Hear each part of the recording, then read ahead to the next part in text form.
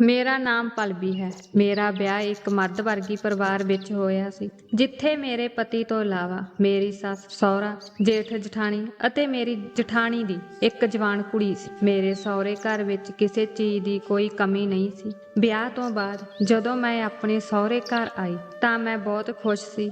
ਰੋਜ਼ ਰਾਤ ਨੂੰ ਮੇਰਾ ਸਹੁਰਾ ਮੇਰੀ ਕਮਰ ਤੇ ਮੂਵ ਲਾਉਂਦੇ ਸਨ, ਜਿਸ ਤੋਂ ਬਾਅਦ ਮੈਂ ਬਹੁਤ ਆਰਾਮ ਮਹਿਸੂਸ ਕਰਦੀ ਸੀ ਅਤੇ ਆਰਾਮ ਦੀ ਨੀਂਦ ਆਉਂਦੀ ਸੀ। ਪਰ ਸਵੇਰੇ ਮੇਰਾ ਸਾਰਾ ਸਰੀਰ ਸੁੱਜਿਆ ਹੋਇਆ ਹੁੰਦਾ ਸੀ ਅਤੇ ਮੇਰੇ ਸਾਰੇ ਸਰੀਰ ਤੇ ਲਾਲ ਰੰਗ ਦੇ ਨਿਸ਼ਾਨ ਹੁੰਦੇ ਸਨ। ਆਖਰਕਾਰ ਇਹ ਨਿਸ਼ਾਨ ਕਿਹੋ ਜਿਹੇ ਸਨ? ਮੈਨੂੰ ਆਪਣੇ ਸਹੁਰੇ ਤੇ ਸ਼ੱਕ ਹੋਇਆ ਅਤੇ ਅਗਲੀ ਰਾਤ ਮੈਂ ਮੂਵ ਟਿਊਬ ਬਦਲ ਦਿੱਤੀ। ਮੂਵ ਦੀ ਥਾਂ ਮੈਂ ਇੱਕ ਹੋਰ ਟਿਊਬ ਰੱਖ ਦਿੱਤੀ ਅਤੇ ਸੌਣ ਦਾ ਬਹਾਨਾ ਕਰਨ ਲੱਗੀ।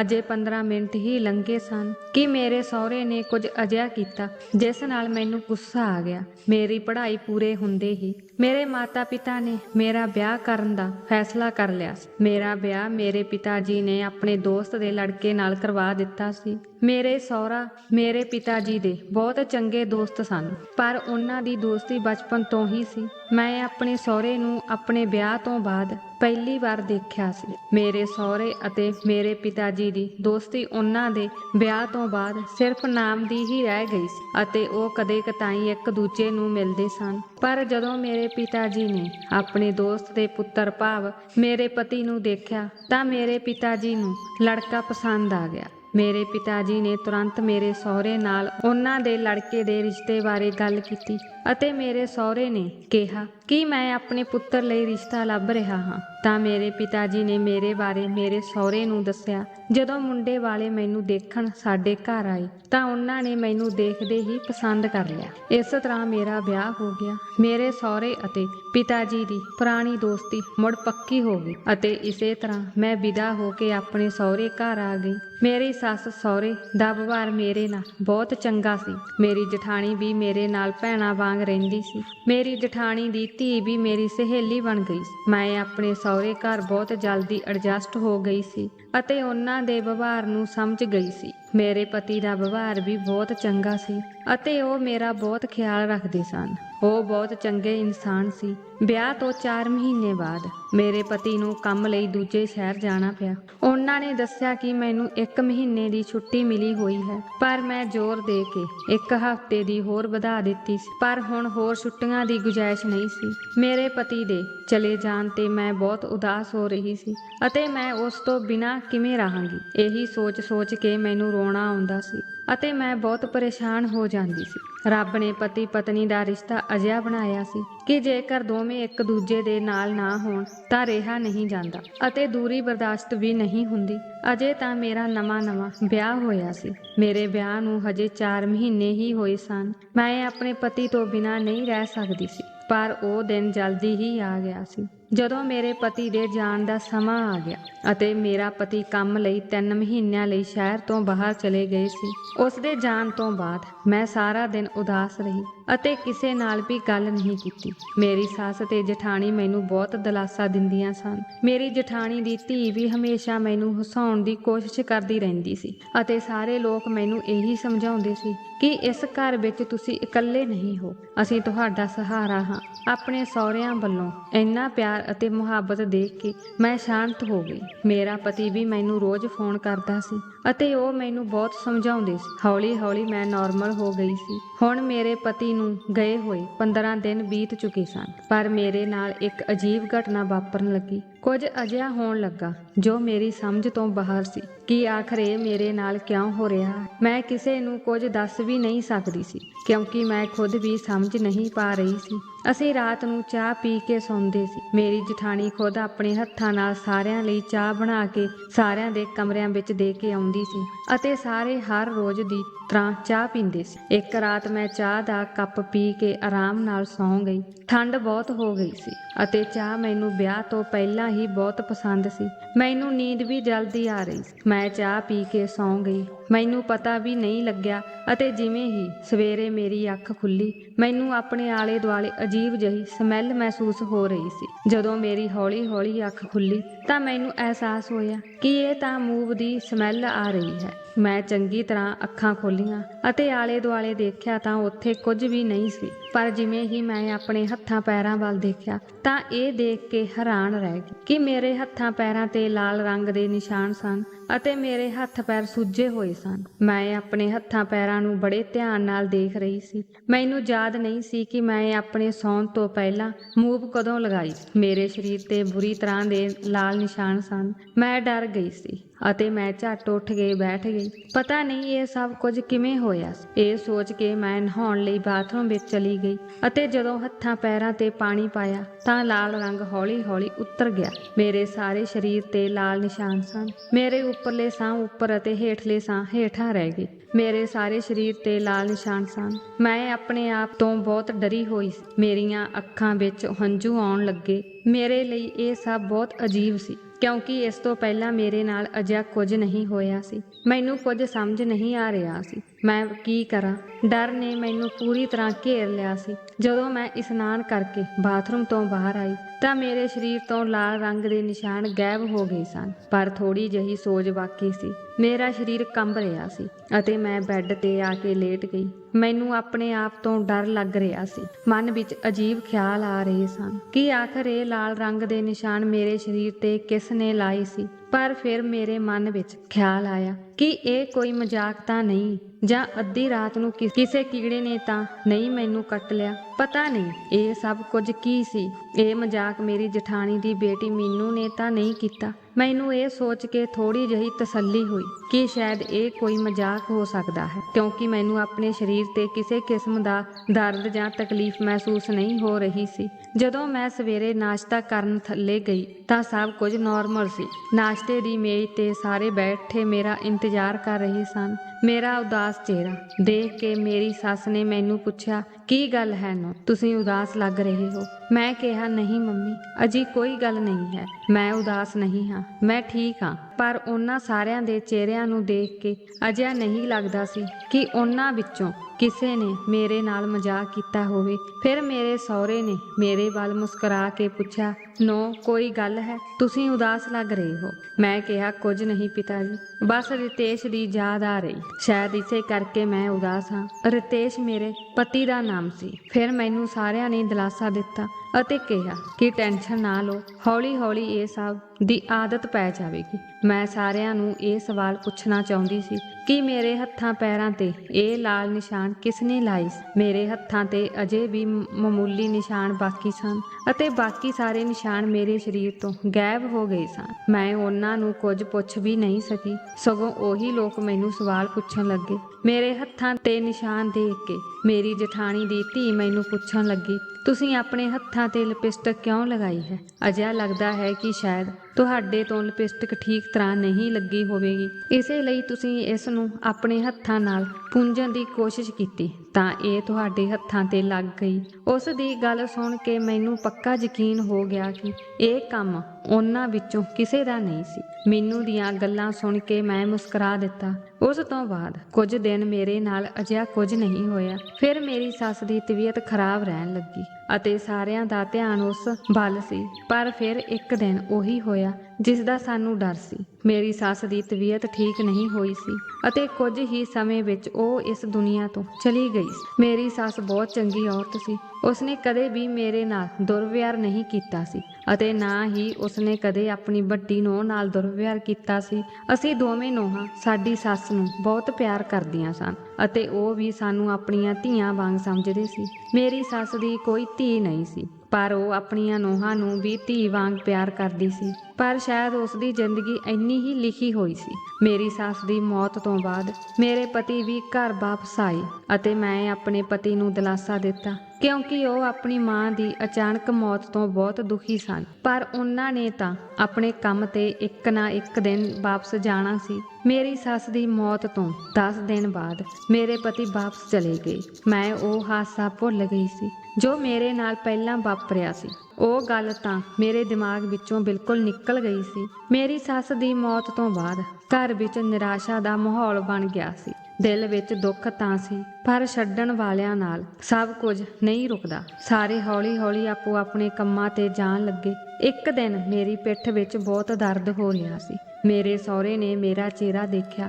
ਤਾਂ ਪੁੱਛਿਆ, ਕੀ ਹੋਇਆ ਨੂੰ? ਤੁਹਾਡੀ ਤਬੀਅਤ ਠੀਕ ਨਹੀਂ ਹੈ। ਮੈਂ ਸਹੁਰੇ ਨੂੰ ਕਿਹਾ ਕਿ ਪਿਤਾ ਜੀ, ਅੱਜ ਮੇਰੀ ਪਿੱਠ ਵਿੱਚ ਬਹੁਤ ਦਰਦ ਹੋ ਰਿਹਾ ਹੈ। ਮੇਰਾ ਸਹੁਰਾ ਮੇਰੇ ਕੋਲ ਆ ਕੇ ਬੈਠ ਗਿਆ ਅਤੇ ਮੇਰੇ ਸਿਰ ਤੇ ਹੱਥ ਮਾਰਦੇ ਹੋਏ ਕਹਿਣ ਲੱਗੇ, ਨੂੰ ਜੇ ਤੁਹਾਨੂੰ ਕੋਈ ਇਤਰਾਜ਼ ਨਾ ਹੋਵੇ, ਮੈਂ ਤੁਹਾਨੂੰ ਇੱਕ ਗੱਲ ਕਹਾਂ। ਮੈਂ ਤੁਹਾਡੀ ਕਮਰ ਤੇ ਮੂਵ ਲਗਾ ਦਿੰਦਾ ਹਾਂ, ਜਿਸ ਨਾਲ ਤੁਹਾਡੀ ਪਿੱਠ ਦਾ ਦਰਦ ਬਿਲਕੁਲ ਠੀਕ ਹੋ ਜਾਵੇਗਾ। ਮੇਰੇ ਸਹੁਰੇ ਦੀ ਇਹ ਗੱਲ ਸੁਣ ਕੇ ਮੈਨੂੰ ਬਹੁਤ ਸ਼ਰਮ ਮਹਿਸੂਸ ਹੋ ਰਹੀ ਸੀ ਤੇ ਮੈਂ ਕਿਹਾ ਕਿ ਨਹੀਂ, ਮੈਂ ਆਪ ਹੀ ਲਗਾ ਲਵਾਂਗੀ, ਤੁਹਾਨੂੰ ਲਗਾਉਣ ਦੀ ਕੋਈ ਲੋੜ ਨਹੀਂ ਹੈ। ਪਰ ਉਹ ਹੱਸ ਕੇ ਕਹਿਣ ਲੱਗੇ, ਇਸ ਵਿੱਚ ਕੀ ਮਾੜੀ ਗੱਲ ਹੈ? ਤੁਸੀਂ ਵੀ ਇਸ ਘਰ ਦੇ ਮੈਂਬਰ ਹੋ। ਮੈਂ ਤੁਹਾਡੇ ਲਈ ਇੰਨਾ ਤਾਂ ਕਰ ਸਕਦਾ ਹਾਂ। ਤੇਰੀ ਸੱਸ ਨੂੰ ਵੀ ਪਿੱਠ ਦਾ ਬਹੁਤ ਦਰਦ ਸੀ। ਮੈਂ ਹਰ ਰੋਜ਼ ਉਸਦੇ ਕਮਰ ਤੇ ਮੂਵ ਲਾਉਂਦਾ ਸੀ ਅਤੇ ਉਸਦੀ ਕਮਰ ਦੀ ਚੰਗੀ ਤਰ੍ਹਾਂ ਮਾਲਿਸ਼ ਵੀ ਕਰਦਾ ਸੀ। ਮਾਲਿਸ਼ ਨਾਲ ਪਿੱਠ ਦਾ ਦਰਦ ਚਲਾ ਜਾਂਦਾ ਸੀ। ਜਦੋਂ ਮੇਰੀ ਸੱਸ ਜਿਉਂਦੀ ਸੀ, ਉਹ ਮੇਰੀ ਬਹੁਤ ਤਾਰੀਫ ਕਰਦੀ ਸੀ। ਉਹ ਕਹਿੰਦੀ ਸੀ ਕਿ ਜੇ ਕਿਸੇ ਦੀ ਪਿੱਠ ਵਿੱਚ ਦਰਦ ਹੋਵੇ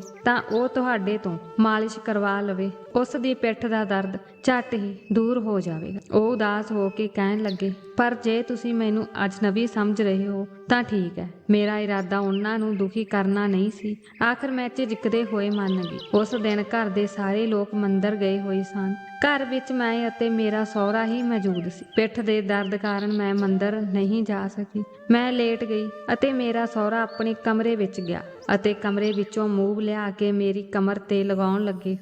ਉਹ ਬਹੁਤ ਚੰਗੀ ਤਰ੍ਹਾਂ ਮਾਲਿਸ਼ ਕਰ ਰਹੀ ਸੀ ਅਤੇ ਮੈਂ ਬਹੁਤ ਵਧੀਆ ਮਹਿਸੂਸ ਕਰ ਰਹੀ ਸੀ। ਜਦੋਂ ਮੈਸਾਜ ਖਤਮ ਹੋ ਗਈ, ਉਸਨੇ ਮੁਸਕਰਾਇਆ ਅਤੇ ਪੁੱਛਿਆ, ਮੈਨੂੰ ਦੱਸੋ, ਤੁਸੀਂ ਹੁਣ ਕਿਵੇਂ ਮਹਿਸੂਸ ਕਰ ਰਹੇ ਹੋ? ਮੈਂ ਵੀ ਹੱਸ ਕੇ ਜਵਾਬ ਦਿੱਤਾ ਕਿ ਤੁਸੀਂ ਬਹੁਤ ਵਧੀਆ ਮਸਾਜ ਕਰਦੇ ਹੋ। ਮੇਰੀ ਪਿੱਠ ਦਾ ਦਰਦ ਪੂਰੀ ਤਰ੍ਹਾਂ ਠੀਕ ਹੋ ਗਿਆ ਸੀ। ਉਹ ਕਹਿਣ ਲੱਗੇ, ਹੁਣ ਦੇਖੋ, ਮੈਂ ਇਸੇ ਮੂਵ ਨਾਲ ਤੁਹਾਡੇ ਪੈਰਾਂ ਦੀ ਮਾਲਿਸ਼ ਕਰਾਂਗਾ। ਤੁਹਾਡੇ ਪੈਰਾਂ ਨੂੰ ਬਹੁਤ ਵਧੀਆ ਮਹਿਸੂਸ ਹੋਵੇਗਾ ਅਤੇ ਤੁਹਾਨੂੰ ਬਹੁਤ ਆਰਾਮ ਮਿਲੇਗਾ। ਇਸ ਤੋਂ ਪਹਿਲਾਂ ਕਿ ਮੈਂ ਕੁਝ ਬੋਲਦੀ, ਉਸਨੇ ਆਪਣੇ ਹੱਥਾਂ ਨਾਲ ਮੇਰੇ ਪੈਰਾਂ ਦੀ ਮਾਲਿਸ਼ ਕਰਨੀ ਸ਼ੁਰੂ ਕਰ ਦਿੱਤੀ।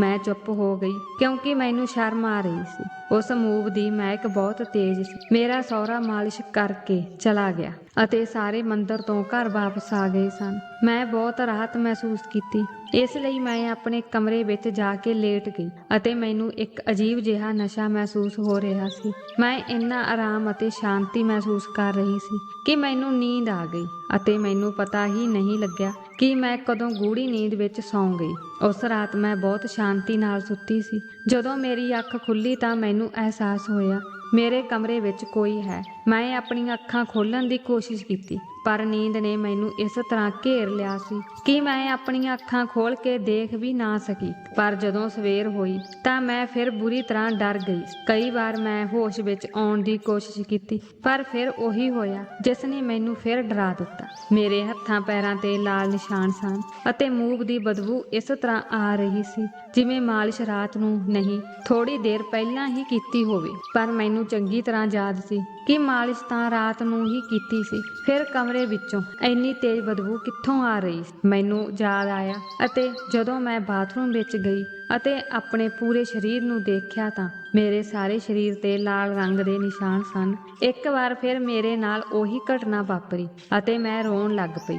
ਉਹਨਾਂ ਲਾਲ ਨਿਸ਼ਾਨਾਂ ਤੋਂ ਛੁਟਕਾਰਾ ਪਾਉਣ ਲਈ ਮੈਂ ਆਪਣੇ ਸਾਰੇ ਸਰੀਰ ਤੇ ਪਾਣੀ ਪਾਇਆ ਅਤੇ ਇਸ਼ਨਾਨ ਕਰਨ ਲੱਗ ਪਈ। ਮੈਂ ਬਹੁਤ ਡਰੀ ਹੋਈ ਸੀ। ਇਹ ਕਿਵੇਂ ਹੋ ਸਕਦਾ ਹੈ? ਆਖਰਕਾਰ ਇਹ ਲਾਲ ਨਿਸ਼ਾਨ ਮੇਰੇ ਹੱਥਾਂ, ਪੈਰਾਂ ਅਤੇ ਪੂਰੇ ਸਰੀਰ ਤੇ ਕਿੱਥੋਂ ਆਉਂਦੇ ਹਨ? ਮੈਨੂੰ ਇਹ ਵੀ ਨਹੀਂ ਪਤਾ ਸੀ ਕਿ ਇਹ ਨਿਸ਼ਾਨ ਕੌਣ ਲਾਉਂਦਾ ਹੈ। ਮੇਰੇ ਮਨ ਵਿੱਚ ਅਜੀਬ ਖਿਆਲ ਆ ਰਹੇ ਸਨ। ਮੈਂ ਵੈਸੇ ਵੀ ਬਹੁਤ ਡਰੀ ਹੋਈ ਸੀ। ਮੈਂ ਸ਼ੁਰੂ ਤੋਂ ਹੀ ਡਰਪੋਕ ਸੀ। ਜਦੋਂ ਮੈਨੂੰ ਪਤਾ ਲੱਗਾ ਕਿ ਇਹ ਕੰਮ ਕਿਸੇ ਅਜਨਬੀ ਨੇ ਕੀਤਾ ਹੈ ਤਾਂ ਮੈਂ ਬਹੁਤ ਡਰ ਗਈ ਸੀ। ਮੈਂ ਇਹ ਸੋਚ ਕੇ ਡਰਨ ਲੱਗ ਪਈ ਕਿ ਸੌਣ ਤੋਂ ਬਾਅਦ ਇਹ ਲਾਲ ਰੰਗ ਮੇਰੇ ਹੱਥਾਂ ਪੈਰਾਂ ਤੇ ਕੌਣ ਲਗਾ ਦਿੰਦਾ ਹੈ ਅਤੇ ਮੈਨੂੰ ਇਸ ਦਾ ਪਤਾ ਵੀ ਨਹੀਂ ਲੱਗਦਾ। ਮੇਰੇ ਸਾਰੇ ਸਰੀਰ ਤੇ ਲਾਲ ਰੰਗ ਦੇ ਨਿਸ਼ਾਨ ਹੀ ਹੁੰਦੇ ਹਨ। ਆਖਰਕਾਰ ਮੇਰੇ ਸਰੀਰ ਤੇ ਨਿਸ਼ਾਨ ਕੌਣ ਲਾਉਂਦਾ ਹੈ? ਜਦੋਂ ਮੈਂ ਬਾਥਰੂਮ ਵਿੱਚ ਜਾ ਕੇ ਨਿਸ਼ਾਨ ਹਟਾਉਣ ਦੀ ਕੋਸ਼ਿਸ਼ ਕਰਦੀ ਸੀ ਤਾਂ ਉਹ ਉੱਤਰ ਜਾਂਦੇ ਸਨ ਅਤੇ ਕੋਈ ਹਲਕਾ ਜਿਹਾ ਨਿਸ਼ਾਨ ਰਹਿ ਜਾਂਦਾ ਸੀ। ਮੈਂ ਆਪਣੇ ਪਤੀ ਨੂੰ ਇਸ ਬਾਰੇ ਦੱਸਣਾ ਚਾਹੁੰਦੀ ਸੀ। ਮੇਰੇ ਨਾਲ ਅਜਿਹਾ ਕਿਵੇਂ ਹੋ ਸਕਦਾ ਹੈ? ਇਹ ਸਭ ਸੋਚ ਕੇ ਮੇਰਾ ਸਿਰ ਦੁਖਣ ਲੱਗਾ ਅਤੇ ਮੇਰੀ ਸਿਹਤ ਵੀ ਵਿਗੜਨ ਲੱਗੀ। ਕੰਮ ਤੋਂ ਵਿਹਲੀ ਹੋ ਕੇ ਮੈਂ ਆਪਣੇ ਕਮਰੇ ਵਿੱਚ ਜਾ ਕੇ ਲੇਟ ਗਈ ਅਤੇ ਦਵਾਈ ਲੈਣ ਲੱਗੀ। ਜਿਵੇਂ ਹੀ ਮੈਂ ਦਵਾਈ ਲੈਣ ਲਈ ਦਰਾਜ਼ ਖੋਲ੍ਹਿਆ, ਉੱਥੇ ਬਹੁਤ ਸਾਰੀਆਂ ਮੂਵ ਟਿਊਬਾਂ ਰੱਖੀਆਂ ਹੋਈਆਂ ਸਨ। ਉਸ ਤੋਂ ਮੈਨੂੰ ਪਤਾ ਲੱਗਾ ਕਿ ਇਹ ਉਹੀ ਮੂਵ ਟਿਊਬ ਸਨ ਜਿਨ੍ਹਾਂ ਦੀ ਸਮੈਲ ਮੇਰੇ ਕਮਰੇ ਵਿੱਚ ਆਉਂਦੀ ਹੈ। ਪਰ ਸੋਚਣ ਵਾਲੀ ਗੱਲ ਇਹ ਹੈ ਕਿ ਮੇਰੇ ਕਮਰੇ ਵਿੱਚ ਇੰਨੇ ਸਾਰੇ ਮੂਵ ਕਿੱਥੋਂ ਆਏ ਸੀ? ਮੇਰੇ ਕੋਲ ਸਿਰਫ ਇੱਕ ਮੂਵ ਟਿਊਬ ਸੀ। ਮੈਂ ਕਦੇ ਵੀ ਇੰਨੇ ਸਾਰੇ ਨਹੀਂ ਲੈ ਕੇ ਆਈ ਸੀ, ਨਾ ਹੀ ਮੈਂ ਕਦੇ ਇੰਨੀਆਂ ਟਿਊਬਾਂ ਦੀ ਵਰਤੋਂ ਕੀਤੀ ਸੀ। ਪਰ ਰਾਤ ਜੋ ਮੇਰੇ ਮੂਵ ਲਾਈ ਸੀ ਉਹ ਤਾਂ ਮੇਰਾ ਸਹੁਰਾ ਆਪਣੇ ਕਮਰੇ ਵਿੱਚੋਂ ਲਿਆਏ ਸਨ। ਇਹ ਸਭ ਸੋਚਦਿਆਂ ਮੈਂ ਇਹ ਵੀ ਭੁੱਲ ਗਈ ਸੀ ਕਿ ਮੈਂ ਦਵਾਈ ਲੈਣ ਲਈ ਦਰਾਜ਼ ਖੋਲ੍ਹੀ ਸੀ। ਪਰ ਇਸ ਮੂਵ ਦੀ ਮਹਿਕ ਬਹੁਤ ਤੇਜ਼ ਸੀ। ਇਸ ਨੂੰ ਸੁੰਘ ਕੇ ਮੈਨੂੰ ਚੱਕਰ ਆਉਣ ਲੱਗੇ। ਮੈਂ ਉਸ ਮੂਵ ਦੀ ਟਿਊਬ ਨੂੰ ਉੱਥੇ ਹੀ ਰੱਖ ਦਿੱਤੀ ਅਤੇ ਸੋਚਣ ਲੱਗੀ ਕਿ ਇਹ ਕਿਹੋ ਜਿਹੀ ਮੂਵ ਹੈ ਜਿਸ ਦੀ ਵੱਖਰੀ ਹੀ ਸਮੈਲ ਸੀ ਅਤੇ ਮੇਰੇ ਕਮਰੇ ਵਿੱਚ ਵੀ ਬਹੁਤ ਸਾਰੇ ਮੌਜੂਦ ਸਨ। ਪਰ ਅਚਾਨਕ ਮੇਰੇ ਮਨ ਵਿੱਚ ਖਿਆਲ ਆਇਆ। ਜਦੋਂ ਮੈਂ ਆਪਣੇ ਹੱਥਾਂ ਪੈਰਾਂ ਵੱਲ ਦੇਖਿਆ ਤਾਂ ਦੇਖਿਆ ਕਿ ਮੇਰੇ ਹੱਥਾਂ ਪੈਰਾਂ ਤੇ ਲਾਲ ਰੰਗ ਦੇ ਨਿਸ਼ਾਨ ਨਾਲ ਸੋਜ ਸੀ ਅਤੇ ਹੱਥਾਂ ਪੈਰਾਂ ਵਿੱਚੋਂ ਮੂਵ ਦੀ ਬਹੁਤ ਤੇਜ਼ ਬਦਬੂ ਆ ਰਹੀ ਸੀ। ਮੈਂ ਬਹੁਤ ਡਰੀ ਹੋਈ ਸੀ ਕਿ ਮੇਰੇ ਨਾਲ ਇਹ ਸਭ ਕੀ ਹੋ ਰਿਹਾ ਹੈ। ਇਹ ਲਾਲ ਰੰਗ ਮੇਰੇ ਸਰੀਰ ਤੇ ਕਿਵੇਂ ਲੱਗ ਗਿਆ ਅਤੇ ਮੂਵ ਦੇ ਟਿਊਬ ਨੂੰ ਦੇਖ ਕੇ ਇੰਜ ਲੱਗਦਾ ਸੀ ਜਿਵੇਂ ਕਿਸੇ ਨੇ ਇਹਨਾਂ ਦੀ ਵਰਤੋਂ ਕੀਤੀ ਹੋਵੇ ਅਤੇ ਇਹ ਮੇਰੇ ਤੇ ਵੀ ਵਰਤੀ ਗਈ ਹੋਵੇ। ਮੈਂ ਕਮਰੇ ਤੋਂ ਬਾਹਰ ਗਈ ਅਤੇ ਨਾਰਮਲ ਤਰੀਕੇ ਨਾਲ ਵਿਵਹਾਰ ਕਰਨ ਲੱਗੀ। ਇਸ ਤੋਂ ਬਾਅਦ ਮੈਂ ਰਸੋਈ ਵਿੱਚ ਜਾ ਕੇ ਨਾਸ਼ਤਾ ਤਿਆਰ ਕੀਤਾ ਅਤੇ ਫਿਰ ਸਾਰਾ ਦਿਨ ਕੋਈ ਨਾ ਕੋਈ ਕੰਮ ਕਰਦੇ ਦਿਨ ਬੀਤ ਗਿਆ। ਪਰ ਮੈਂ ਬਹੁਤ ਤਣਾਅ ਮਹਿਸੂਸ ਕਰ ਰਹੀ ਸੀ ਅਤੇ ਮੈਂ ਸੋਚਿਆ ਕਿ ਸ਼ਾਇਦ ਅੱਜ ਰਾਤ ਮੇਰੇ ਨਾਲ ਅਜਿਹਾ ਕੁਝ ਨਹੀਂ ਹੋਣਾ। ਪਰ ਮੈਂ ਗਲਤ ਸਾਬਤ ਹੋਈ। ਅਗਲੇ ਦਿਨ ਸਵੇਰੇ ਉੱਠਦਿਆਂ ਹੀ ਮੇਰੇ ਸਰੀਰ ਤੇ ਲਾਲ ਰੰਗ ਦੇ ਨਿਸ਼ਾਨ ਸਨ ਅਤੇ ਅੱਜ ਮੇਰੇ ਸਾਰੇ ਸਰੀਰ ਤੇ ਸੋਜ ਵੀ ਸੀ। ਇਹ ਸਭ ਦੇਖ ਕੇ ਮੈਂ ਉੱਚੀ ਉੱਚੀ ਚੀਕਣ ਲੱਗੀ। ਮੇਰੀਆਂ ਚੀਕਾਂ ਸਾਰੇ ਘਰ ਵਿੱਚ ਗੂੰਜ ਰਹੀਆਂ ਸਨ। ਮੇਰਾ ਰੌਲਾ ਸੁਣ ਕੇ ਮੇਰੀ ਜਠਾਣੀ ਅਤੇ ਮੀਨੂ ਵੀ ਮੇਰੇ ਕਮਰੇ ਵਿੱਚ ਆ ਗਈਆਂ। ਮੇਰੇ ਸਰੀਰ ਤੇ ਅਜੇ ਲਾਲ ਰੰਗ ਦੇ ਨਿਸ਼ਾਨ ਅਤੇ ਸੋਜ ਦੇਖ ਕੇ ਉਹ ਹੈਰਾਨ ਰਹਿ ਗਈ ਅਤੇ ਉਹ ਮੇਰੇ ਵੱਲ ਧਿਆਨ ਨਾਲ ਦੇਖਣ ਲੱਗੀ। ਮੇਰੀ ਜਠਾਣੀ ਪੁੱਛਣ ਲੱਗੀ, ਤੈਨੂੰ ਕੀ ਹੋਇਆ? ਇਹ ਲਾਲ ਲਾਲ ਨਿਸ਼ਾਨ ਕਿਵੇਂ ਲੱਗੇ ਹੋਏ ਹਨ? ਮੈਨੂੰ ਕੁਝ ਸਮਝ ਨਹੀਂ ਆ ਰਿਹਾ ਸੀ। ਮੈਂ ਕੀ ਕਰਾਂ? ਮੈਂ ਹਿੰਮਤ ਇਕੱਠੀ ਕੀਤੀ ਅਤੇ ਉਹਨਾਂ ਨੂੰ ਦੱਸਿਆ ਕਿ ਇਹ ਸਭ ਕਿਵੇਂ ਹੋਇਆ ਅਤੇ ਇਹ ਕਿੰਨੇ ਸਮੇਂ ਤੋਂ ਹੋ ਰਿਹਾ ਸੀ। ਮੇਰੀ ਜਠਾਣੀ ਅਤੇ ਮੀਨੂ ਬੜੇ ਧਿਆਨ ਨਾਲ ਮੈਨੂੰ ਦੇਖ ਰਹੇ ਸਨ। ਫਿਰ ਮੇਰੀ ਜਠਾਣੀ ਮੈਨੂੰ ਕਹਿਣ ਲੱਗੀ ਕਿ ਤੂੰ ਰਾਤ ਨੂੰ ਕੁਝ ਖਾਧਾ ਹੋਵੇਗਾ ਜਿਸ ਕਾਰਨ ਤੇਰਾ ਸਰੀਰ ਸੁੱਜ ਗਿਆ ਹੈ ਅਤੇ ਇਹ ਲਿਪਸਟਿਕ ਦੇ ਨਿਸ਼ਾਨ ਹਨ। ਤੁਸੀਂ ਇਸ ਨੂੰ ਆਪਣੇ ਸਰੀਰ ਤੇ ਲਗਾਈ ਹੋਵੇਗੀ ਅਤੇ ਬਿਨਾਂ ਧੋਤੇ ਹੀ ਸੌਂ ਗਈ ਹੋਵੇਗੀ। ਇਸ ਕਾਰਨ ਤੁਹਾਡੇ ਸਾਰੇ ਕੱਪੜਿਆਂ ਤੇ ਲਿਪਸਟਿਕ ਲੱਗ ਗਈ ਹੈ। ਇਹ ਗੱਲਾਂ ਸੁਣ ਕੇ ਮੈਂ ਹੋਰ ਵੀ ਰੋਣ ਲੱਗ ਪਈ ਅਤੇ ਸੋਚਣ ਲੱਗੀ ਕਿ ਇਹਨਾਂ ਲੋਕਾਂ ਨੂੰ ਕਿਵੇਂ ਸਮਝਾਵਾਂ ਕਿ ਮੈਂ ਅਜਿਹਾ ਕੁਝ ਨਹੀਂ ਕੀਤਾ। ਫਿਰ ਕੁਝ ਸਮੇਂ ਬਾਅਦ ਮੈਂ ਕਹਿਣ ਲੱਗੀ, ਮੇਰੇ ਕਮਰੇ ਵਿੱਚ ਕੋਈ ਆਉਂਦਾ ਹੈ ਜਿਸ ਨੇ ਇਹ ਕੀਤਾ ਹੈ। ਮੇਰੀ ਇਹ ਗੱਲ ਸੁਣ ਕੇ ਦੋਵੇਂ ਮਾਂ ਧੀ ਇੱਕ ਦੂਜੇ ਵੱਲ ਦੇਖਣ ਲੱਗ ਪਈਆਂ ਅਤੇ ਕਹਿਣ ਲੱਗੀਆਂ ਕਿ ਇੱਥੇ ਕੋਈ ਨਹੀਂ ਆਉਂਦਾ, ਸਾਰੇ ਆਪਣੇ ਆਪਣੇ ਕੰਮ ਤੱਕ ਮਤਲਬ ਰੱਖਦੇ ਨੇ, ਤੁਹਾਨੂੰ ਗਲਤਫਹਿਮੀ ਹੋਈ ਹੈ। ਇਹ ਕਹਿ ਕੇ ਉਸਨੇ ਮੈਨੂੰ ਨਹਾਉਣ ਲਈ ਕਿਹਾ ਅਤੇ ਮੈਨੂੰ ਕਿਹਾ ਕਿ ਨਾਸ਼ਤਾ ਕਰਨ ਲਈ ਹੇਠਾਂ ਆ ਜਾਇਓ, ਉਸ ਤੋਂ ਬਾਅਦ ਗੱਲ ਕਰਾਂਗੀ। ਮੈਂ ਨਹਾ ਕੇ ਫਰੈਸ਼ ਹੋ ਗਈ ਸੀ ਅਤੇ ਕੱਪੜੇ ਵੀ ਬਦਲ ਲਏ ਸਨ ਅਤੇ ਆਪਣਾ ਕਮਰਾ ਸਾਫ਼ ਕਰਕੇ ਬਾਹਰ ਚਲੀ ਗਈ। ਪਰ ਮੇਰਾ ਸਹੁਰਾ ਮੈਨੂੰ ਦੇਖ ਕੇ ਪਰੇਸ਼ਾਨ ਹੋ ਗਿਆ। ਉਸਨੇ ਮੈਨੂੰ ਪੁੱਛਿਆ, ਕੀ ਹੋਇਆ ਨੂੰ? ਤੁਸੀਂ ਪਰੇਸ਼ਾਨ ਲੱਗ ਰਹੇ ਹੋ। ਜੋ ਹੋਇਆ ਸੀ ਮੈਂ ਉਹਨਾਂ ਨੂੰ ਸਭ ਕੁਝ ਦੱਸ ਦਿੱਤਾ। ਇਹ ਸੁਣ ਕੇ ਉਹ ਚੁੱਪ ਹੋ ਗਏ ਅਤੇ ਕਿਹਾ, ਚਿੰਤਾ ਨਾ ਕਰੋ, ਨਾਸ਼ਤਾ ਕਰੋ। ਨਾਸ਼ਤਾ ਕਰਨ ਤੋਂ ਬਾਅਦ ਮੇਰਾ ਸਹੁਰਾ ਮੇਰੇ ਕੋਲ ਆ ਕੇ ਬੈਠ ਗਿਆ ਅਤੇ ਕਹਿਣ ਲੱਗਾ, ਚਿੰਤਾ ਨਾ ਕਰੋ, ਮੈਂ ਤੁਹਾਡੇ ਨਾਲ ਹਾਂ, ਮੈਂ ਤੁਹਾਨੂੰ ਕੁਝ ਨਹੀਂ ਹੋਣ ਦਿਆਂਗਾ। ਉਸ ਦੀਆਂ ਇਹ ਗੱਲਾਂ ਸੁਣ ਕੇ ਮੈਨੂੰ ਤਸੱਲੀ ਹੋਈ ਅਤੇ ਉਸ ਤੋਂ ਬਾਅਦ ਮੇਰੀ ਜਠਾਣੀ ਮੇਰੇ ਕੋਲ ਆਈ ਅਤੇ ਕਹਿਣ ਲੱਗੀ ਕਿ ਡਰੋ ਨਾ, ਸਾਡੇ ਘਰ ਅਜਿਹਾ ਕੁਝ ਨਹੀਂ ਹੈ। ਤੁਸੀਂ ਬੇਵਜ੍ਹਾ ਚਿੰਤਾ ਕਰ ਰਹੇ ਹੋ। ਮੇਰੇ ਵਿਆਹ ਨੂੰ 18 ਸਾਲ ਹੋ ਗਏ ਹਨ। ਅੱਜ ਤੱਕ ਮੈਂ ਇੱਥੇ ਅਜਿਹਾ ਕੁਝ ਮਹਿਸੂਸ ਨਹੀਂ ਕੀਤਾ ਅਤੇ ਨਾ ਹੀ ਜੋ ਤੁਹਾਡੇ ਨਾਲ ਹੋ ਰਿਹਾ ਹੈ। ਅਜਿਹਾ ਮੇਰੇ ਨਾਲ ਕਦੇ ਨਹੀਂ ਹੋਇਆ। ਅਸਲ ਵਿੱਚ ਆਪਣੀ ਸੱਸ ਨਾਲ ਵੀ ਅਜਿਹਾ ਕੁਝ ਨਹੀਂ ਹੋਇਆ। ਤਾਂ ਤੁਹਾਡੇ ਨਾਲ ਇਹ ਕਿਵੇਂ ਹੋ ਸਕਦਾ ਹੈ? ਕੋਈ ਤੁਹਾਡੇ ਕਮਰੇ ਵਿੱਚ ਆਵੇ ਅਤੇ ਤੁਹਾਨੂੰ ਕੁਝ ਪਤਾ ਨਾ ਲੱਗੇ। ਅਜਿਹਾ ਨਹੀਂ ਹੋ ਸਕਦਾ। ਤੁਸੀਂ ਖੁਦ ਹੀ ਲਿਪਸਟਿਕ ਲਗਾ ਰਹੇ ਹੋਵੋਗੇ ਅਤੇ ਸ਼ਾਇਦ ਉਹ ਲਿਪਸਟਿਕ ਤੁਹਾਡੇ ਹੱਥ ਨਾਲ ਲੱਗ ਜਾਂਦੀ ਹੋਵੇ। ਤੁਹਾਨੂੰ ਪਤਾ ਨਾ ਲੱਗਦਾ ਹੋਵੇ। ਤੁਸੀਂ ਭੁੱਲ ਗਏ ਹੋਵੋਗੇ ਅਤੇ ਸੌਂ ਗਏ ਹੋਵੋਗੇ। ਇਹ ਸਿਰਫ ਤੇਰਾ ਭਰਮ ਹੈ, ਹੋਰ ਕੁਝ ਨਹੀਂ। ਜਠਾਣੀ ਦੀਆਂ ਗੱਲਾਂ ਸੁਣ ਕੇ ਮੈਂ ਉਸ ਵੱਲ ਦੇਖਿਆ ਤੇ ਕਿਹਾ, ਦੀਦੀ ਤੁਸੀਂ ਇਹ ਕਿਵੇਂ ਕਹਿ ਸਕਦੇ ਹੋ ਕਿ ਇਹ ਮੇਰਾ ਭੁਲੇਖਾ ਹੋ ਸਕਦਾ ਹੈ? ਮੈਂ ਇੰਨੀ ਵੱਡੀ ਗੱਲ ਕਿਵੇਂ ਭੁੱਲ ਸਕਦੀ ਹਾਂ? ਇਸ ਤੋਂ ਬਾਅਦ ਮੇਰੀ ਜਠਾਣੀ ਨੇ ਮੈਨੂੰ ਮਨਾਉਣ ਦੀ ਕੋਸ਼ਿਸ਼ ਕੀਤੀ, ਪਰ ਮੈਂ ਕਿਵੇਂ ਸਵੀਕਾਰ ਕਰ ਸਕਦੀ ਹਾਂ, ਕਿਉਂਕਿ ਮੇਰੇ ਨਾਲ ਜੋ ਵਾਪਰਿਆ ਸੀ ਉਹ ਬਹੁਤ ਅਜੀਬ ਗੱਲ ਸੀ। ਪਰ ਮੈਂ ਹੁਣ ਚੰਗੀ ਤਰ੍ਹਾਂ ਜਾਣ ਗਈ ਸੀ ਕਿ ਹੁਣ ਜੋ ਵੀ ਕਰਨਾ ਹੈ ਉਹ ਮੈਨੂੰ ਖੁਦ ਹੀ ਕਰਨਾ ਪਵੇਗਾ। ਇਹ ਲੋਕ ਕਦੇ ਵੀ ਮੇਰੀ ਗੱਲ ਨੂੰ ਸਮਝ ਨਹੀਂ ਸਕਦੇ। ਆਖਰਕਾਰ ਮੈਨੂੰ ਉਹਨਾਂ ਦੀ ਗੱਲ ਨਾਲ ਸਹਿਮਤ ਹੋਣਾ ਪਵੇਗਾ। ਮੈਂ ਰੋਜ਼ਾਨਾ ਵਾਂਗ ਆਪਣੇ ਕੰਮ ਵਿੱਚ ਰੁੱਝੀ ਹੋਈ ਸੀ।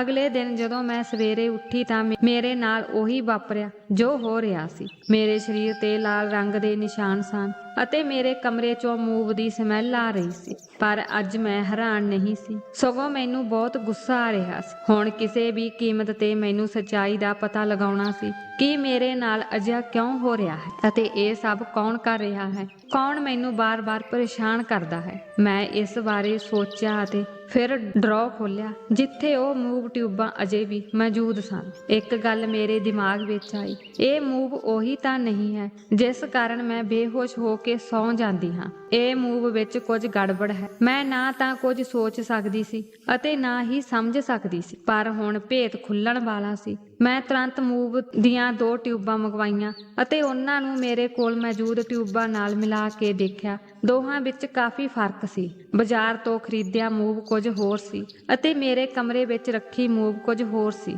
ਜੋ ਮੂਵ ਦੀਆਂ ਟਿਊਬਾਂ ਮੇਰੇ ਦਰਾਜ਼ ਵਿੱਚ ਸਨ ਉਹਨਾਂ ਨੂੰ ਉੱਥੋਂ ਹਟਾ ਦਿੱਤੀਆਂ ਅਤੇ ਜੋ ਮੈਂ ਬਾਜ਼ਾਰ ਤੋਂ ਖਰੀਦੀਆਂ ਸੀ ਉਹਨਾਂ ਨੂੰ ਡਰਾਅ ਵਿੱਚ ਰੱਖ ਦਿੱਤੀਆਂ। ਨਾ ਜਾਣੇ ਇਹ ਅਜੀਬ ਹਰਕਤਾਂ ਕੌਣ ਕਰ ਰਿਹਾ ਸੀ। ਮੈਂ ਇਹ ਸਭ ਜਾਣਨਾ ਚਾਹੁੰਦੀ ਸੀ। ਜਿਵੇਂ ਜਿਵੇਂ ਰਾਤ ਨੇੜੇ ਆ ਰਹੀ ਸੀ ਮੇਰੀ ਸੱਚਾਈ ਜਾਣਨ ਦੀ ਰੁਚੀ ਹੋਰ ਵੀ ਵੱਧਦੀ ਜਾ ਰਹੀ ਸੀ। ਆਖਰ ਰਾਤ ਹੋ ਗਈ। ਸਾਰਿਆਂ ਨੇ ਇਕੱਠੇ ਖਾਣਾ ਖਾਧਾ ਅਤੇ ਸਾਰੇ ਆਪਣੇ ਆਪਣੇ ਕਮਰੇ ਵਿੱਚ ਸੌਣ ਲਈ ਚਲੇ ਗਏ। ਕਮਰੇ ਵਿੱਚ ਜਾਂਦੇ ਹੀ ਮੈਂ ਜਾਣ ਬੁੱਝ ਕੇ ਸੌਣ ਦਾ ਬਹਾਨਾ ਕਰਨ ਲੱਗੀ, ਕਿਉਂਕਿ ਅੱਜ ਮੈਂ ਕਿਸੇ ਵੀ ਕੀਮਤ ਤੇ ਉਸ ਵਿਅਕਤੀ ਦਾ ਪਤਾ ਲਗਾਉਣਾ ਸੀ ਜੋ ਹਰ ਰਾਤ ਮੇਰੇ ਨਾਲ ਅਜਿਹਾ ਕਰ ਰਿਹਾ ਸੀ।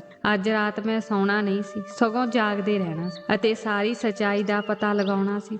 ਰਾਤ ਦੇ 12 ਵੱਜ ਚੁੱਕੇ ਸਨ। ਫਿਰ ਅਚਾਨਕ ਮੇਰੇ ਕਮਰੇ ਦਾ ਦਰਵਾਜ਼ਾ ਖੁੱਲਿਆ ਅਤੇ ਮੇਰਾ ਸਹੁਰਾ ਮੇਰੇ ਕਮਰੇ ਵਿੱਚ ਆ ਗਏ ਅਤੇ ਮੈਂ ਚੁੱਪਚਾਪ ਖੁੱਲੀਆਂ ਅੱਖਾਂ ਨਾਲ ਸਭ ਕੁਝ ਦੇਖਦੀ ਰਹੀ। ਜਦੋਂ ਮੇਰੇ ਸਹੁਰਾ ਅੰਦਰ ਆਇਆ ਤਾਂ ਉਹਨਾਂ ਦੇ ਹੱਥ ਵਿੱਚ ਬੈਗ ਸੀ। ਮੈਨੂੰ ਇਹ ਬਹੁਤ ਅਜੀਬ ਲੱਗ ਰਿਹਾ ਸੀ ਕਿ ਉਹ ਇੰਨੇ ਅਜੀਬ ਤਰੀਕੇ ਨਾਲ ਕਮਰੇ ਵਿੱਚ ਆਇਆ ਸੀ। ਆਖਰ ਇਸ ਸਮੇਂ ਉਹਨਾਂ ਦਾ ਮੇਰੇ ਕਮਰੇ ਵਿੱਚ ਕੀ ਕੰਮ ਅਤੇ ਉਹ ਮੇਰੇ ਕਮਰੇ ਵਿੱਚ ਕਿਸ ਮਕਸਦ ਲਈ ਆਏ ਸੀ। ਫਿਰ ਮੈਨੂੰ ਇੱਕ ਹੋਰ ਆਦਮੀ ਦੇ ਬੋਲਣ ਦੀ ਆਵਾਜ਼ ਆਈ। ਮੇਰੇ ਸਹੁਰੇ ਨਾਲ ਇੱਕ ਹੋਰ ਵਿਅਕਤੀ ਵੀ ਮੌਜੂਦ ਸੀ। ਜਦੋਂ ਮੈਂ ਕਿਸੇ ਤਰ੍ਹਾਂ ਅੱਖਾਂ ਖੋਲ੍ਹਣ ਦੀ ਕੋਸ਼ਿਸ਼ ਕੀਤੀ ਤਾਂ ਮੇਰੇ ਸਹੁਰੇ ਤੋਂ ਇਲਾਵਾ ਇੱਕ ਆਦਮੀ ਵੀ ਕਮਰੇ ਵਿੱਚ ਆਇਆ ਹੋਇਆ ਸੀ, ਜਿਸ ਦੀ ਸ਼ਕਲ ਬੜੀ ਅਜੀਬ ਸੀ। ਉਹ ਕੋਈ ਤਾਂਤਰਿਕ ਬਾਬਾ ਜਾਪਦਾ ਸੀ ਜੋ ਜਾਦੂ ਟੂਣਾ ਕਰਦਾ ਸੀ। ਮੈਨੂੰ ਆਪਣੇ ਕਮਰੇ ਵਿੱਚ ਦੋਹਾਂ ਨੂੰ ਇਸ ਤਰ੍ਹਾਂ ਦੇਖ ਕੇ ਬਹੁਤ ਡਰ ਲੱਗ ਰਿਹਾ ਸੀ, ਪਰ ਮੈਂ ਆਪਣੇ ਆਪ ਨੂੰ ਕਾਬੂ ਕਰ ਰਹੀ ਸੀ। ਮੇਰੇ ਮਨ ਵਿੱਚ ਅਜੀਬ ਖਿਆਲ ਆ ਰਹੇ ਸੀ। ਉਦੋਂ ਹੀ ਉਹ ਆਦਮੀ ਮੇਰੇ ਸਾਹਮਣੇ ਆ ਕੇ ਬੈਠ ਗਿਆ।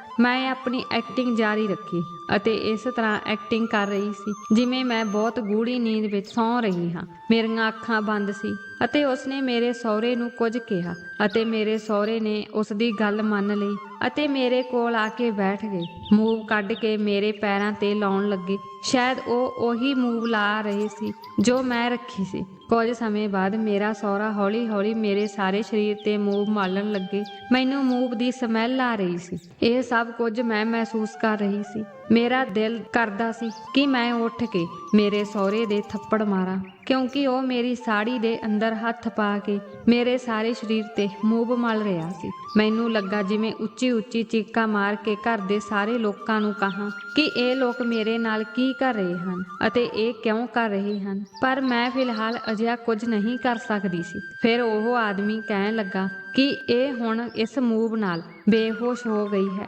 ਕਿਉਂਕਿ ਇਹ ਕੋਈ ਮੂਵ ਨਹੀਂ ਬਲਕਿ ਇੱਕ ਦਵਾਈ ਹੈ ਜਿਸ ਵਿੱਚ ਅਸੀਂ ਕੁਝ ਅਜਿਹੇ ਤੱਤ ਸ਼ਾਮਲ ਕੀਤੇ ਹਨ। ਜਦੋਂ ਇਸ ਦਵਾਈ ਨੂੰ ਉਸ ਦੇ ਸਰੀਰ ਤੇ ਲਾਈ ਜਾਂਦੀ ਹੈ ਤਾਂ ਇਸ ਦੀ ਬਦਬੂ ਉਸ ਦੇ ਨੱਕ ਤੱਕ ਪਹੁੰਚ ਜਾਂਦੀ ਹੈ ਅਤੇ ਉਹ ਬੇਹੋਸ਼ ਹੋ ਜਾਂਦੀ ਹੈ, ਅਤੇ ਇਸ ਦਵਾਈ ਨੂੰ ਇਸ ਦੇ ਪੂਰੇ ਸਰੀਰ ਤੇ ਲਗਾਉਣ ਨਾਲ ਇਸ ਦਾ ਸਾਰਾ ਸਰੀਰ ਸੁੰਨ ਹੋ ਜਾਵੇਗਾ ਅਤੇ ਇਹ ਕੁਝ ਮਹਿਸੂਸ ਨਹੀਂ ਕਰ ਸਕੇਗੀ। ਅਸੀਂ ਇਸ ਨੂੰ ਸੁੰਘ ਨਹੀਂ ਸਕਦੇ ਕਿਉਂਕਿ ਅਸੀਂ ਨੱਕ ਵਿੱਚ ਰੂਈ ਪਾਈ ਹੋਈ ਹੈ। ਸਾਰਾ ਅਸਰ ਇਸ ਕੁੜੀ ਨੂੰ ਹੀ ਹੋਵੇਗਾ। ਉਸ ਆਦਮੀ ਦੀ ਗੱਲ ਸੁਣ ਕੇ ਮੈਂ ਸਮਝ ਗਈ ਕਿ ਇਸੇ ਲਈ ਮੈਂ ਬੇਹੋਸ਼ ਹੋ ਜਾਂਦੀ ਸੀ ਅਤੇ ਕੁਝ ਮਹਿਸੂਸ ਨਹੀਂ ਹੁੰਦਾ ਸੀ। ਕੁਝ ਦੇਰ ਬਾਅਦ ਆਦਮੀ ਨੇ ਕੁਝ ਮੰਤਰ ਦਾ ਜਾਪ ਕਰਨਾ ਸ਼ੁਰੂ ਕਰ ਦਿੱਤਾ ਅਤੇ ਮੇਰੇ ਤੇ ਫੂਕ ਮਾਰਨੀ ਸ਼ੁਰੂ ਕਰ ਦਿੱਤੀ, ਅਤੇ ਫਿਰ ਉਸ ਵਿਅਕਤੀ ਨੇ ਮੇਰੇ ਸਹੁਰੇ ਨੂੰ ਕਮਰੇ ਤੋਂ ਬਾਹਰ ਜਾਣ ਲਈ ਕਿਹਾ। ਫਿਰ ਉਸ ਦੀ ਗੱਲ ਸੁਣ ਕੇ ਮੇਰਾ ਸਹੁਰਾ ਕਮਰੇ ਤੋਂ ਬਾਹਰ ਚਲੇ ਗਏ। ਮੈਂ ਬਹੁਤ ਡਰੀ ਹੋਈ ਸੀ ਕਿ ਇਹ ਆਦਮੀ ਮੇਰੇ ਨਾਲ ਕੀ ਕਰੇਗਾ। ਉਹ ਆਦਮੀ ਮੇਰੇ ਸਾਰੇ ਸਰੀਰ ਤੇ ਹੱਥ ਫੇਰ ਰਿਹਾ ਸੀ।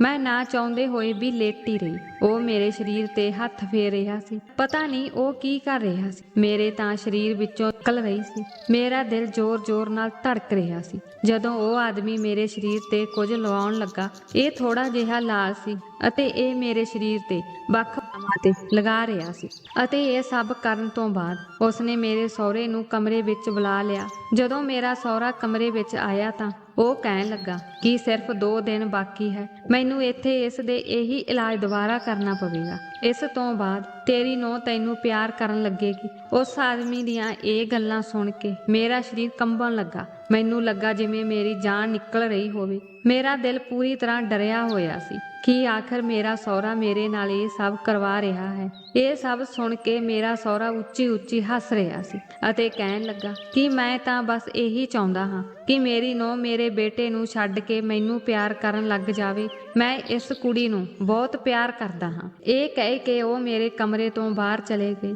ਪਰ ਮੈਂ ਆਪਣੇ ਆਪ ਤੋਂ ਇੰਨੀ ਡਰੀ ਹੋਈ ਸੀ ਕਿ ਸ਼ਾਇਦ ਮੈਂ ਕਦੇ ਸੁਪਨੇ ਵਿੱਚ ਵੀ ਅਜਿਹਾ ਨਹੀਂ ਸੋਚਿਆ ਸੀ। ਮੈਨੂੰ ਤਾਂ ਵਿਸ਼ਵਾਸ ਨਹੀਂ ਆ ਰਿਹਾ ਕਿ ਇਹ ਹਕੀਕਤ ਹੈ। ਮੇਰਾ ਸਹੁਰਾ ਮੇਰੇ ਨਾਲ ਅਜਿਹਾ ਕਰ ਸਕਦਾ ਹੈ ਅਤੇ ਮੇਰੇ ਵੱਲ ਇੰਨੀ ਬੁਰੀ ਨਿਗਾਹ ਨਾਲ ਦੇਖ ਸਕਦਾ ਹੈ ਕਿ ਉਹ ਆਪਣੇ ਬੇਟੇ ਦੀ ਪਤਨੀ ਬਾਰੇ ਅਜਿਹਾ ਸੋਚੇ, ਅਤੇ ਮੈਂ ਇਸ ਤੇ ਬਿਲਕੁਲ ਵੀ ਵਿਸ਼ਵਾਸ ਨਹੀਂ ਕਰ ਸਕਦੀ ਸੀ। ਉਹ ਲੋਕ ਮੇਰੇ ਕਮਰੇ ਤੋਂ ਚਲੇ ਗਏ ਸਨ। ਮੈਂ ਉੱਠ ਕੇ ਜਲਦੀ ਨਾਲ ਕਮਰਾ ਅੰਦਰੋਂ ਬੰਦ ਕਰ ਲਿਆ ਅਤੇ ਨਹਾਉਣ ਲਈ ਚਲੀ ਗਈ। ਮੈਂ ਆਪਣੇ ਸਰੀਰ ਦੇ ਸਾਰੇ ਨਿਸ਼ਾਨ ਸਾਫ਼ ਕਰ ਦਿੱਤੇ ਸਨ ਅਤੇ ਸੋਚਣ ਲੱਗੀ ਕਿ ਅੱਗੇ ਕੀ ਕਰਨਾ ਹੈ। ਰਾਤ ਦੇ 1 ਵਜੇ ਦਾ ਸਮਾਂ ਸੀ ਜਦੋਂ ਮੈਂ ਆਪਣੇ ਪਤੀ ਨੂੰ ਫੋਨ ਕੀਤਾ ਅਤੇ ਸੋਚਣ ਲੱਗੀ ਕਿ ਹੁਣ ਕੀ ਕਰਾਂ। ਸ਼ਾਇਦ ਮੇਰਾ ਪਤੀ ਸੌਂ ਰਿਹਾ ਸੀ। ਕਈ ਵਾਰ ਕਾਲ ਕਰਨ ਤੋਂ ਬਾਅਦ ਉਸ ਨੇ ਆਖਰਕਾਰ ਮੇਰਾ ਕਾਲ ਰਿਸੀਵ ਕਰ ਲਿਆ।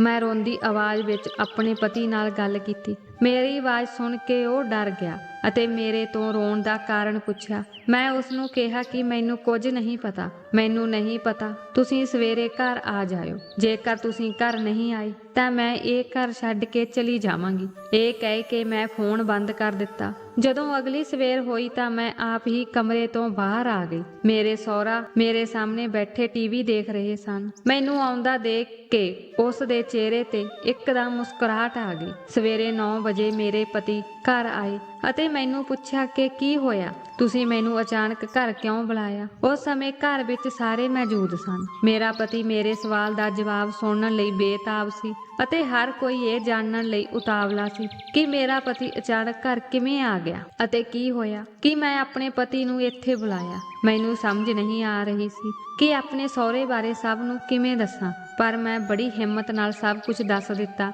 ਮੇਰੀਆਂ ਗੱਲਾਂ ਅਤੇ ਇਹ ਰਾਜ ਸੁਣ ਕੇ ਮੇਰੇ ਸਹੁਰੇ ਦਾ ਮੂੰਹ ਉੱਤਰ ਗਿਆ ਸੀ। ਉਸ ਦੇ ਚਿਹਰੇ ਦੇ ਹਾਵ ਭਾਵ ਬਦਲਣ ਲੱਗੇ, ਪਰ ਇਹ ਸੁਣ ਕੇ ਮੇਰੇ ਪਤੀ ਨੇ ਸਾਰਿਆਂ ਦੇ ਸਾਹਮਣੇ ਮੇਰੇ ਮੂੰਹ ਤੇ ਥੱਪੜ ਮਾਰ ਦਿੱਤਾ। ਇਹ ਸੁਣ ਕੇ ਉਹ ਗੁੱਸੇ ਵਿੱਚ ਆ ਗਏ ਅਤੇ ਮੈਨੂੰ ਪਤਾ ਸੀ ਕਿ ਮੇਰੀ ਗੱਲ ਤੇ ਕੋਈ ਵਿਸ਼ਵਾਸ ਨਹੀਂ ਕਰੇਗਾ। ਮੇਰੇ ਸਹੁਰੇ ਨੇ ਕਿਹਾ, ਤੇਰੀ ਪਤਨੀ ਮੇਰੇ ਤੇ ਕਿਹੋ ਜਿਹਾ ਇਲਜ਼ਾਮ ਲਗਾ ਰਹੀ ਹੈ। ਮੇਰੇ ਪਤੀ ਮੇਰਾ ਹੱਥ ਫੜ ਕੇ ਮੈਨੂੰ ਘਰੋਂ ਬਾਹਰ ਕੱਢਣ ਲੱਗੇ। ਜਦੋਂ ਮੈਂ ਉਸ ਨੂੰ ਸਬੂਤ ਦਿਖਾਉਣ ਲਈ ਕਿਹਾ ਤਾਂ ਮੈਂ ਆਪਣਾ ਹੱਥ ਛੁਡਾ ਕੇ ਆਪਣੇ ਕਮਰੇ ਵਿੱਚ ਗਈ ਅਤੇ ਜਲਦੀ ਨਾਲ ਉਸ ਨੂੰ ਕੈਮਰਾ ਦੇ ਦਿੱਤਾ। ਜਿਸ ਵਿੱਚ ਸਾਰੀਆਂ ਹਰਕਤਾਂ ਰਿਕਾਰਡ ਕੀਤੀਆਂ ਹੋਈਆਂ ਸਨ, ਜਿਸ ਵਿੱਚ ਮੇਰਾ ਸਹੁਰਾ ਅਤੇ ਉਹ ਆਦਮੀ ਮੇਰੇ ਕਮਰੇ ਵਿੱਚ ਆਏ। ਉਹ ਲੋਕ ਜੋ ਵੀ ਮੇਰੇ ਨਾਲ ਕਰ ਰਹੇ ਸਨ, ਸਭ ਕੁਝ ਇਸ ਕੈਮਰੇ 'ਚ ਰਿਕਾਰਡ ਹੋ ਗਿਆ। ਮੇਰੇ ਪਤੀ ਉਹ ਵੀਡੀਓ ਦੇਖਦੇ ਹੀ ਸਦਮੇ ਕਾਰਨ ਹੇਠਾਂ ਡਿੱਗ ਗਏ। ਘਰ ਦੇ ਸਾਰੇ ਮੈਂਬਰਾਂ ਨੇ ਉਸ ਵੀਡੀਓ ਨੂੰ ਦੇਖਿਆ ਸੀ ਅਤੇ ਉਸ ਤੋਂ ਬਾਅਦ ਮੇਰਾ ਸਹੁਰਾ ਸਿਰ ਝੁਕਾ ਕੇ ਖੜਾ ਸੀ।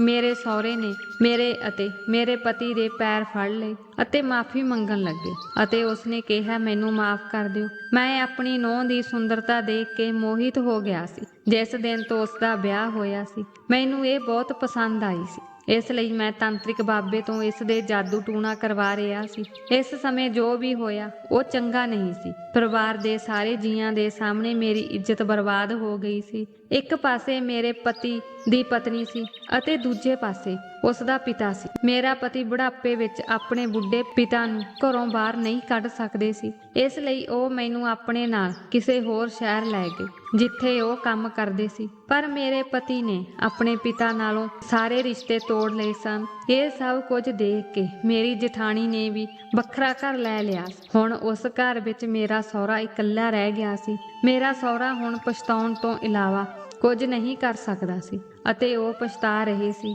ਕਿ ਮੈਂ ਅਜਿਹਾ ਕਿਉਂ ਕੀਤਾ। ਮੇਰੇ ਜੇਠ ਜੀ ਉਹਨਾਂ ਨੂੰ ਖਾਣਾ ਦੇਣ ਹੀ ਜਾਂਦੇ ਸੀ, ਹੋਰ ਕੋਈ ਉਸ ਨਾਲ ਗੱਲ ਵੀ ਨਹੀਂ ਕਰਦਾ ਸੀ ਅਤੇ ਉਸਦੇ ਸਾਰੇ ਕੰਮ ਲਈ ਘਰ ਵਿੱਚ ਨੌਕਰ ਰਖਵਾ ਦਿੱਤਾ ਸੀ। ਮੈਂ ਆਪਣੇ ਪਤੀ ਨਾਲ ਦੂਜੇ ਸ਼ਹਿਰ ਵਿੱਚ ਖੁਸ਼ੀ-ਖੁਸ਼ੀ ਰਹਿੰਦੀ ਹਾਂ, ਪਰ ਅੱਜ ਵੀ ਮੈਨੂੰ ਆਪਣੇ ਸਹੁਰੇ ਦੀ ਇਸ ਗੰਦੀ ਹਰਕਤ ਦਾ ਪਛਤਾਵਾ ਹੈ। ਸਗੋਂ ਉਹ ਕੋਈ ਮੂਵ ਨਹੀਂ ਹੁੰਦੀ ਸੀ, ਉਸ ਦੇ ਅੰਦਰ ਕੋਈ ਗਲਤ ਦਵਾਈ ਸੀ ਜੋ ਮੇਰੇ ਸਰੀਰ ਤੇ ਲਗਾਉਣ ਤੋਂ ਬਾਅਦ ਮੇਰਾ ਸਾਰਾ ਸਰੀਰ ਸੁੰਨ ਹੋ ਜਾਂਦਾ ਸੀ ਅਤੇ ਉਹ ਤਾਂਤਰਿਕ ਬਾਬਾ ਮੇਰੇ ਸਰੀਰ ਦੇ ਸਾਰੇ ਅੰਗਾਂ ਤੇ ਲਾਲ ਰੰਗ ਲਗਾ ਦਿੰਦਾ ਸੀ। ਉਸ ਦਵਾਈ ਕਾਰਨ ਮੇਰਾ ਸਰੀਰ ਸੁੱਜ ਜਾਂਦਾ ਸੀ ਅਤੇ ਮੈਨੂੰ ਕੁਝ ਨਹੀਂ ਪਤਾ ਸੀ ਕਿ ਬਾਬਾ ਮੇਰੇ ਨਾਲ ਕੀ ਕਰਦਾ ਸੀ। ਇਹ ਸਭ ਮੇਰੇ ਲਈ ਬਹੁਤ ਡਰਾਵਣਾ ਸੀ। ਮੇਰੇ ਪਤੀ ਨੇ ਮੇਰੇ ਨਾਲ ਵਾਅਦਾ ਕੀਤਾ ਸੀ ਕਿ ਹੁਣ ਉਹ ਮੈਨੂੰ ਕਦੇ ਵੀ ਕਿਸੇ ਕੋਲ ਨਹੀਂ ਛੱਡਣਗੇ, ਪਰ ਹਮੇਸ਼ਾ ਮੇਰੀ ਦੇਖਭਾਲ ਕਰਨਗੇ। ਹੁਣ ਮੈਂ ਆਪਣੇ ਪਤੀ ਨਾਲ ਬਹੁਤ ਖੁਸ਼ ਹਾਂ। ਦੋਸਤੋ, ਮੈਨੂੰ ਉਮੀਦ ਹੈ ਕਿ ਤੁਹਾਨੂੰ ਸਾਡੀ ਕਹਾਣੀ ਪਸੰਦ ਆਈ ਹੋਵੇਗੀ। ਜੇਕਰ ਤੁਹਾਨੂੰ ਕਹਾਣੀ ਚੰਗੀ ਲੱਗੀ ਤਾਂ ਵੀਡੀਓ ਨੂੰ ਲਾਈਕ ਕਰੋ। ਜੇਕਰ ਚੈਨਲ ਤੇ ਨਵੇਂ ਹੋ ਤਾਂ ਚੈਨਲ ਨੂੰ ਸਬਸਕ੍ਰਾਈਬ ਕਰੋ। ਹਾਂ, ਕਿਰਪਾ ਕਰਕੇ ਨੋਟੀਫਿਕੇਸ਼ਨ ਨੂੰ ਜ਼ਰੂਰ ਦਬਾਇਓ ਤਾਂ ਜੋ ਤੁਹਾਨੂੰ ਅਗਲੀ ਅਪਡੇਟ ਸਭ ਤੋਂ ਪਹਿਲਾਂ ਮਿਲ ਸਕੇ। ਧੰਨਵਾਦ।